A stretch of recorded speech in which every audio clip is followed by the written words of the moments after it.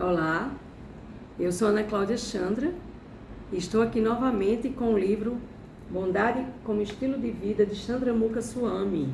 Estamos já no final do livro, estamos na página 154 para quem tem o livro.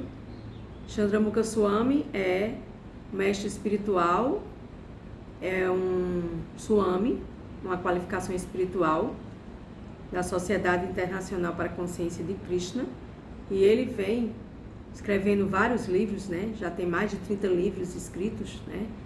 E eu particularmente, né, sou uma aluna de Chandramukha Swami, né? E em breve, com certeza, eu irei, sobre as ordens de Deus, de Krishna, da Suprema Personalidade de Deus, pedir abrigo aos pés de lótus do Chandramukha Swami, para que ele possa me guiar nessa senda, né? Essa senda da bondade, essa senda do amor, essa senda da caridade, essa senda de levar a consciência de Krishna para os corações, né? Existem muitas pessoas que estão aí esperando ouvir sobre Deus, né? De uma forma mais pessoal, porque aqui no Ocidente a gente não tem essa qualificação, né? As religiões e a maioria das filosofias não trazem um Deus pessoal, né? E hoje pela manhã eu estava assistindo uma aula e eu vi de um dos mestres espirituais, né? E acho que não foi de um mestre espiritual, mas de um devoto, onde ele falava, né? Na realidade, ele dizia que, aliás, foi Chandramukha Swami, me perdoe, na aula de hoje, 7 horas da manhã, ele faz todos os dias uma aula, às 7 horas da manhã, no canal Vedanta Sem Firula, no YouTube. E ele falava que nós somos uma pessoa, e se nós somos uma pessoa, Deus também é uma pessoa.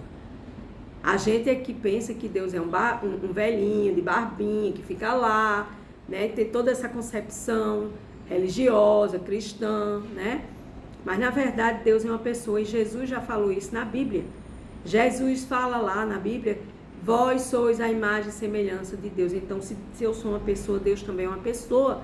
E a gente precisa se instalar nesse modo da bondade para que a gente possa ter autoconhecimento e autorrealização em Deus. E encontrar com Deus nesse processo de busca, entendimento, né? De amorosidade, de compartilhamento, né? E de tantas coisas que são importantes para que a gente possa ter uma relação mais direta e objetiva com o nosso querido Deus, né? Eu mesma venho praticando a Bhakti Yoga, que é a yoga da devoção, a yoga do amor a Deus, né? A resposta é o amor, né? E a gente amando, a gente consegue amar acima de tudo e de todos a Deus. E para a gente amar a Deus, a gente precisa saber quem é Deus, né?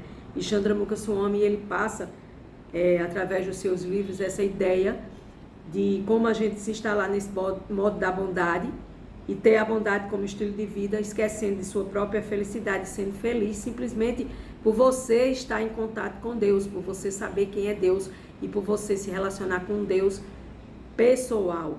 Cada um tem seu Deus pessoal, cada um tem sua relação pessoal com Deus. E hoje vamos trazer aqui o tópico: a solução está em saber possuir. Então, como o Chandramukha nos traz essa fala, né? Ele fala que é evidente que num sentido real e mais profundo, ninguém é capaz de possuir algum objeto material. Ainda assim, não há mal algum em alguém possuí-los de forma equilibrada. Então, o mal não é a gente ter coisas materiais, o mal é a gente não saber possuir e a gente querer se assenhorar desses bens materiais como se fossem nossos, eternamente nossos, para sempre, sem fim. E isso é um yoga maya, isso é yoga da ilusão, né? O Senhor Chaitanya, que é um dos avatares de Krishna, né? Avatar significa expansões de Deus. Sri Chaitanya aponta 2 ameaças para aqueles que são candidatos a alcançar a felicidade. Quais são essas 2 ameaças? Primeira, fazer uso dos bens materiais com o propósito precípuo de gozar os sentidos e renunciar à possibilidade de usá-los diante de um contexto espiritual. Por exemplo, dinheiro, né? O dinheiro, você tem dinheiro e você não faz caridade com o seu dinheiro. Você quer o dinheiro só para o seu prazer, só para o seu desfrute, só para os seus sentidos. E isso não é legal. Você deve fazer caridades com o seu dinheiro, você deve usá-lo para o bem-estar espiritual, para que você possa ajudar mais e mais pessoas a se espiritualizar através de doações financeiras, onde tem locais, ONGs, onde essas ONGs elas façam um trabalho espiritual, trazendo a consciência espiritual para essas pessoas que frequentem, né? Além de ir na contramão da felicidade, ambas são fontes de ansiedade e condicionamento. O que é que nos traz o condicionamento e o que traz ansiedade? A gente apenas gozar dos sentidos, renunciando à possibilidade de usar os nossos sentidos para um contexto espiritual e também a possibilidade da gente usar os nossos bens materiais para que a gente possa oferecer para que outros propósitos possam continuar sendo realizados. Por exemplo, usar o dinheiro nas obras de Deus para que mais e mais pessoas tenham acesso à cultura espiritual, à consciência espiritual. Ter ciência da consciência de Deus. Aí sim, o seu dinheiro vai estar sendo bem empregado. O seu dinheiro não, o dinheiro de Deus. A solução está em saber possuir. E quem entre os homens sabe possuir? Você sabe possuir sem se apegar às coisas materiais? É uma pergunta. Aquele que, além de conhecer a arte de identificar os bens realmente utilizáveis no serviço do autoconhecimento, do estudo, da realização, e empregá-los de forma como ferramentas valiosas de autolibertação, ou seja, eu empregar o meu dinheiro para fazer um curso que me traga autoconhecimento, que me traga libertação, que me traga liberação deste cativeiro terreno. Isso sim, você deveria empregar o seu dinheiro para isso também, porque isso te traz conhecimento para a sua alma, né? E o que queremos dizer com posse equilibrada? Essa é outra pergunta. A pergunta é, e quem entre os homens sabe possuir? Né? E outra pergunta é, e o que queremos dizer com posse equilibrada? Então, você saber possuir e ter uma posse equilibrada. Então, nessa qualidade da consciência daquele que a possui, né? E não objetivamente da quantidade de posse, porque muitas vezes a gente tem um monte de dinheiro e a gente é vazio por dentro. E outras vezes você vê umas pessoas super simples, com a sabedoria assim transcendental. Mas qual é a diferença entre essas pessoas? Saber que o dinheiro é apenas algo momentâneo e que ele não traz felicidade. Você pode possuir e você pode empregar ele com as melhores das boas intenções para que esse dinheiro seja um dinheiro iluminado em causas iluminadas, né? Ora, se o apego em excesso e a aversão em demasia desvia o indivíduo da felicidade permanente, uma relação equilibrada com as parafernálias materiais é a condição para se alcançar o objetivo com eficiência, porque tem gente que se apega demais ao dinheiro e tem outros que gastam demais e não valorizam nada, né? Eles gastam para ficarem pobres materialmente. Eles gastam em um ano quantias de dinheiro assim exorbitantes que eles passaram muito tempo guardando para que pudessem ter um conforto material. Mas, na realidade, na minha opinião pessoal aqui, a única segurança que nós temos não é a segurança material, mas sim a segurança de Deus nas nossas vidas. Porque nós sabemos que Deus é aquele que nos dá tudo. E se você não confia naquele que te dá tudo, você vai confiar em quê? Na sua conta bancária, que de uma hora para outra o banco pode falir e você perder todo o seu dinheiro? Se pergunte isso, né? Desse modo, os dois extremos, a saber, o apego e a aversão, são faces da mesma moeda chamada de egoísmo. Quando você se apega demais ao seu dinheiro, mão de vaca, mão fechada, ou então quando você abre demais essa mão e gasta tudo. Isso é um desequilíbrio, isso é um egoísmo com seu dinheiro. Então, a solução está em saber possuir. Por quê? Porque nós temos que lidar com os nossos sentimentos, né? Colocar o nosso coração na ação devocional e nunca na busca por recompensas. É isso que eu tento fazer, minha gente. Eu tento colocar o dinheiro de Deus nas coisas de Deus. E o que me sobra, eu agradeço a Deus para que eu possa usufruir de acordo com a vontade de Deus na minha vida. Isso eu encontrei esse equilíbrio depois de muito tempo da minha vida em desequilíbrio financeiro. E quando eliminamos os propósitos egoístas de nossas vidas e passamos a agir em busca das recompensas, passamos a agir sem buscar recompensas, sem buscar recompensas, somos capazes de executar qualquer trabalho que seja necessário sem ficarmos acorrentados pelos frutos deste trabalho. Ou seja, o trabalho, seva, serviço espontâneo, voluntário, amoroso, chamado de seva. Seva, serviço espontâneo, voluntário e amoroso. Fazer para agradar a Deus e não para agradar as almas condicionadas e esperar frutos desse trabalho, porque você vai se frustrar com certeza. Então, as experiências de sucesso e nos deprimirmos com as experiências de fracasso serve como evidência de conforto ao nosso egoísmo. Caramba, isso é muito importante, né? Porque é esse egoísmo da gente se prender demais ou soltar demais, né? Ou se prende demais ou solta demais. Por quê? Porque aí você vai soltar demais pro seu prazer. E você vai guardar para quê e para quem, né? Então, esta liberdade deste egoísmo nos conduz à equanimidade mental. Então, quando a gente está desequilibrado mentalmente, emocionalmente a gente está desequilibrado financeiramente também. Vamos agora passar para prazer efêmero, prazer passageiros versus felicidade verdadeira. O que é a felicidade? É o contentamento do espírito, a profunda satisfação interior, é viver em bem-aventurança com o espírito perfeitamente satisfeito.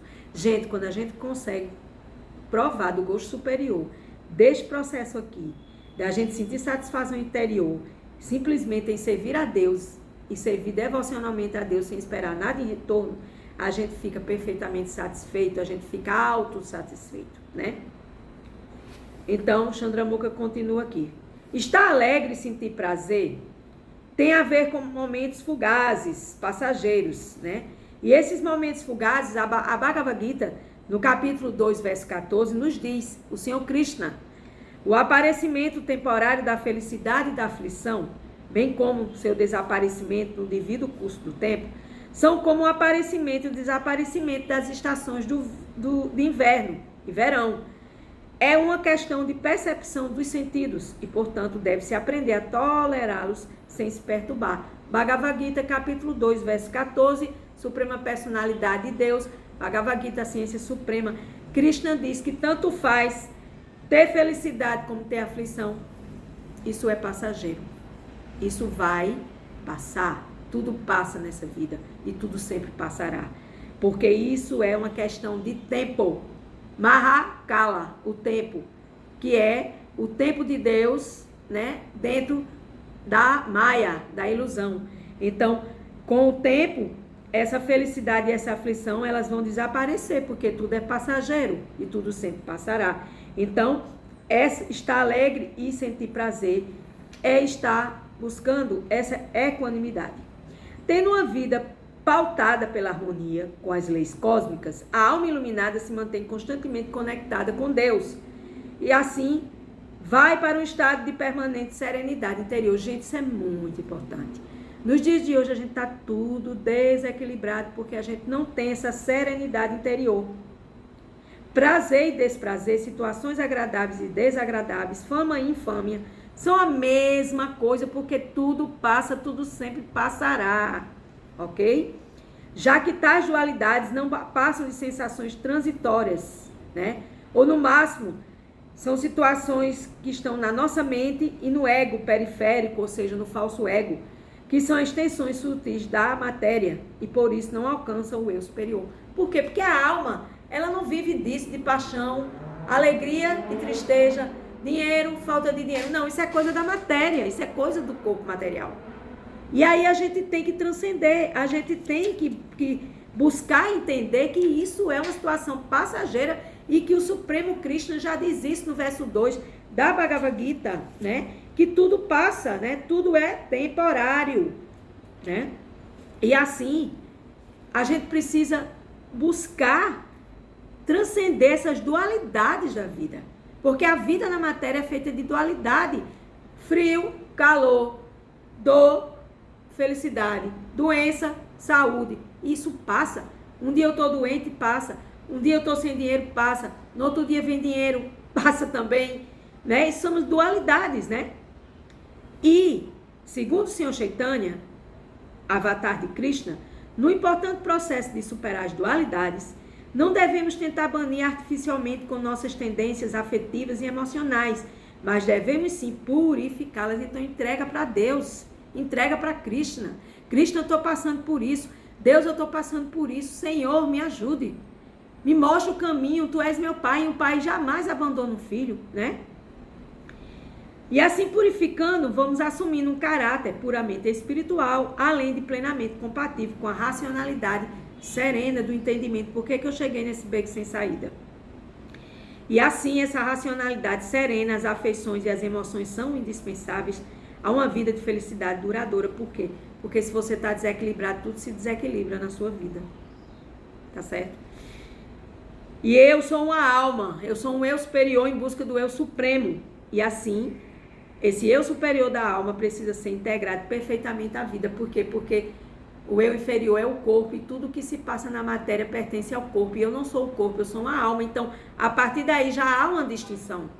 Mas aí você tem que estar ligado a este processo de saber entender que eu não sou o corpo, que eu não sou a falta de dinheiro, que eu não sou essa doença, que eu não sou esses pensamentos desequilibrados, que eu não sou essas emoções desequilibradas, que eu sou uma alma, que ela foi criada por Deus, a grande alma e a pequena alma. E a pequena alma, ela deve servir com amor, devoção e gratidão a essa grande alma, para que esses prazeres efêmeros, passageiros, versus essa felicidade verdadeira, que é a felicidade da alma, ela seja uma constante na minha vida. E é que eu saiba separar, para que eu possa realmente saber possuir as coisas e entender que todos esses estados que eu tenho de posses materiais não me pertencem, pertencem a Deus. E assim eu me conservo em paz. Mas isso é um treino, hoje, amanhã, depois. Bondade como estilo de vida, prática espiritual transcendental nas nossas vidas, para que a gente possa adquirir a sobriedade espiritual, a consciência transcendental que eu sou uma alma e não um corpo. Então eu devo saber que tudo é temporário, pois assim já diz Krishna na Bhagavad Gita, no capítulo 2, verso 14. O aparecimento temporário da felicidade e da aflição, bem como o seu desaparecimento no devido curso do tempo, são como o aparecimento e desaparecimento das estações de inverno e verão. Gratidão, com muito amor, eu encerro.